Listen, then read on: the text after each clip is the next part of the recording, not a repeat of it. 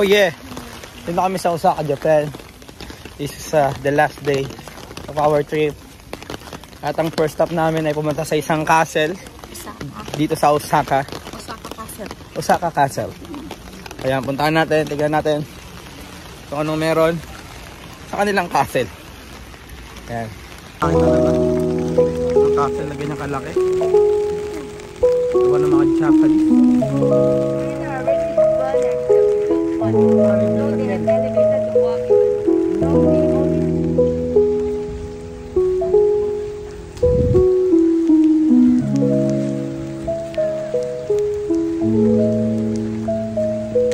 This port, sabi na kami tour guide, ito daw ang bato na to ang pinakamalaki dito.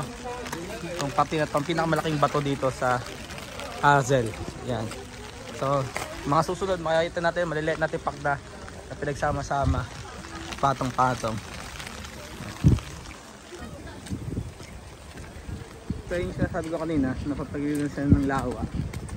So, diba sa mga pelikula, laking ganyan. Napapalibutan ng tubig yung castle para hindi agad nasasalakay ng mga kalaban o kaaway. So I guess destination na kami sa tour na to. At ito na yung araw namin. So napansin nyo rin na nakakapote kami dahil madalas daw ang pagulan dito sa Osaka. Kaya sa mapupunta dito sa Universal Studio ay mas maganda mag-provide na kayo agad ng kapote. Kung wala naman kayong mabili, kung wala naman kayong madala, ay may available naman sa mga store. Yeah. Dito kami sa entrance ng USJ Universal Studio. Let's go!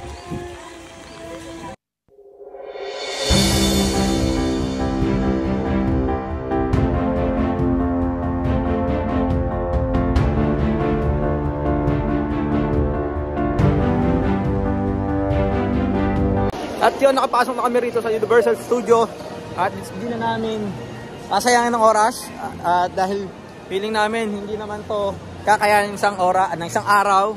Kaya pipilan na kami agad sa abot na kami makakaya. Pero ang first itinerary namin dito ay pasukan yung Harry Potter Castle. Let's go! Nagbago isip namin dahil daanan na namin itong The Amazing Adventure of Spider-Man. Dito na ang aming uunahing pasukin. Yan. Tingnan natin kung ano meron dito sa loob. Let's go!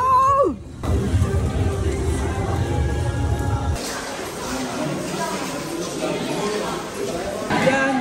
Magandahan dito sa Universal Studio ay halos wala nang ganong pila.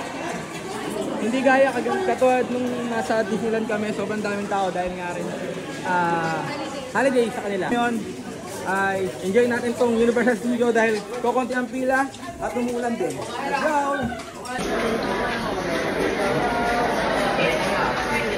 Oh yeah, madilim dito. So sasotin namin to habang nag-rides. Ayan na, tinawag na kami. Go! Grabe yun, grabe yun. Grabe yun, grabe. Grabe yung effects nun. First time ko sumakay sa ganong rides. Akala ko malalaglag na ako sa building. Kaya po na ligtas kami ni Spider-Man. Bawal ang camera kaya hindi na tayo nagbukas. Yan, pasukin nyo yung Amazing Spider-Man kapag pumunta tayo rito sa USJ. Napakaganda niyan. May experience yun, hindi nyo pa na-experience dahil 4D. Malupet! Uy, hindi na tao rito.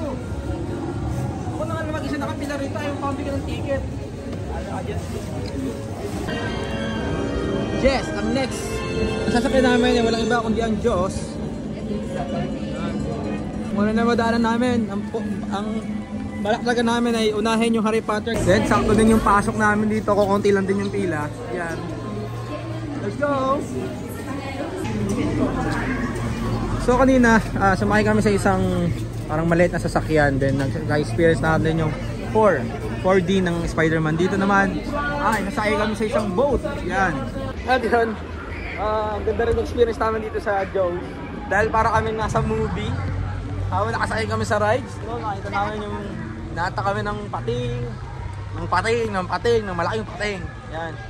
Napakaganda at very exciting yung rides na yun. So, next ride tayo.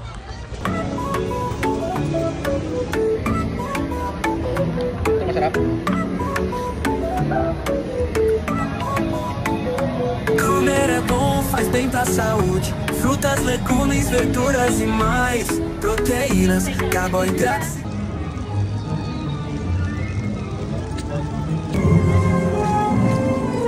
Yes, let's go. Mag-aaral tayo dito sa lugar nila Harry Potter. Oh, grabe ganda. Ito niyo yung village. Ayan, nandito kami sa village ni Harry Potter. At syempre, hindi kompleto ang experience kung hindi tayo bibili ng butterbeer. Yan. Yung butterbeer, hindi talaga sa totoong beer na para siyang juice lang. So nilagyan lang din sa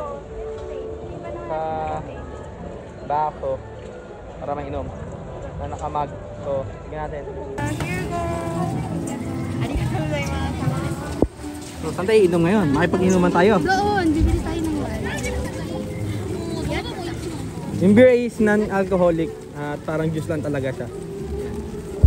So, syempre, kailangan natin makipag-inuman. Ano tayo ng kainuman, guys? So, tikman na natin. Habang naglalakad tayo, tikman na natin. So, kailangan bumili ng equipment para magpaturo tayo sa mga wizard. Abi, picture mo lang. Ano magpipicture ako? Kaya nga.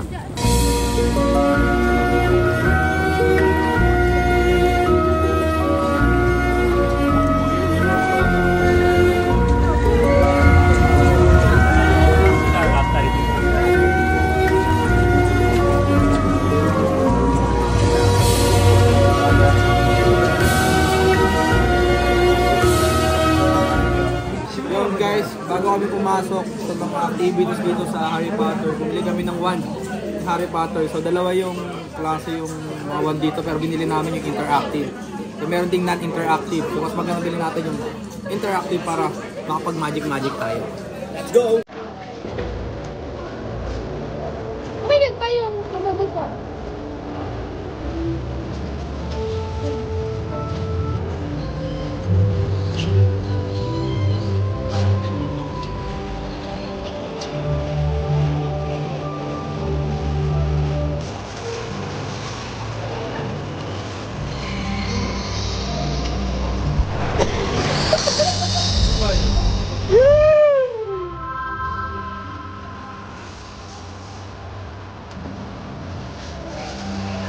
Okay, happy time man.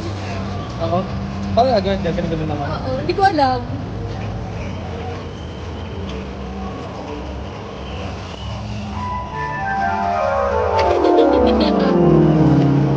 Yan! Pangat mo, pangat. Yan. Wala kang powers.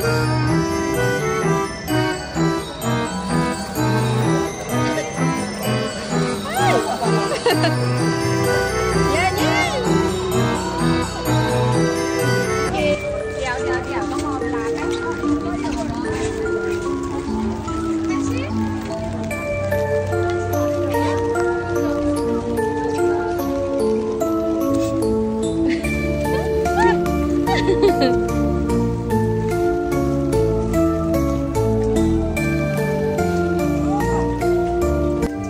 Ayan guys, naririnig nyo na ba ang background music? Ba't ako nakapayong pa? Kasi malapit na tayo. O nandito na tayo sa Hogwarts kung saan nag-aaral si Harry Potter. Wait. Ay, hindi ko na magic yung payong. Nasa bara. Yan na!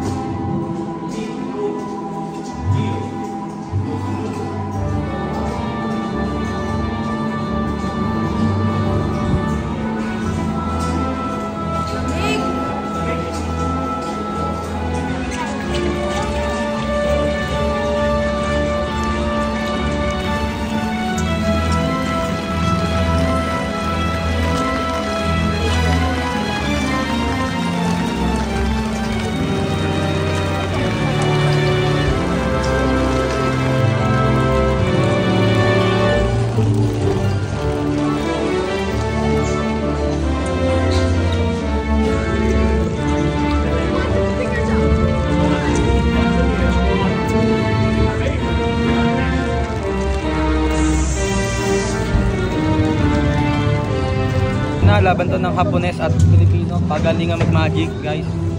Ito yung kalaban ko. So, ilang beses siya nagtatry. Yan. Tingnan natin kung gano'ng kalakas ang kapangyarihan ng Pinoy. Sa magic. Kailangan ano eh. Magic. Kailangan may magano. Kailangan full of emotion ka rito eh. Para may labas mo yung aura mo. Para mapatakbo mo yung trend. Tingnan natin, guys.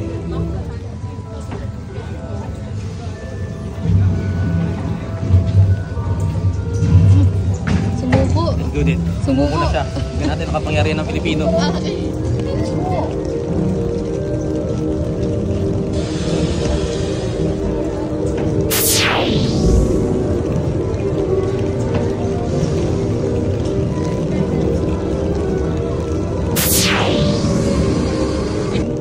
Dandahan.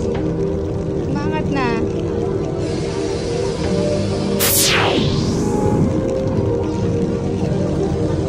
Ikot ka.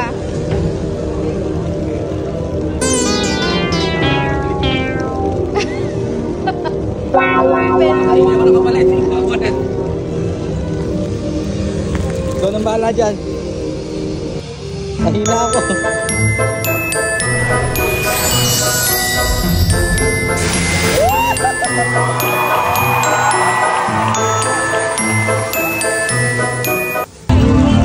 Yung kasamang palad, guys, unang nanalo sa Pilipino at Hapones. Ang nanalo ay Pilipina. Pero kahit pa nasa atin pa rin ang crown. Pero pala mag-magic, hindi pala basta-basta.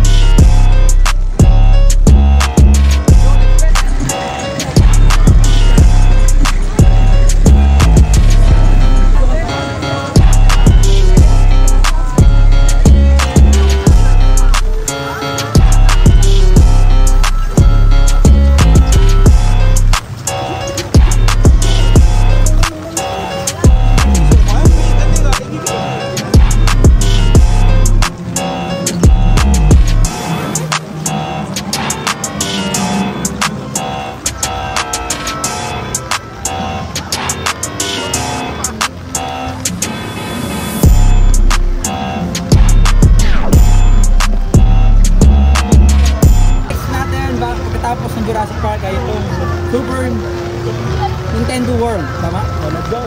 Papasukin namin si Kupa.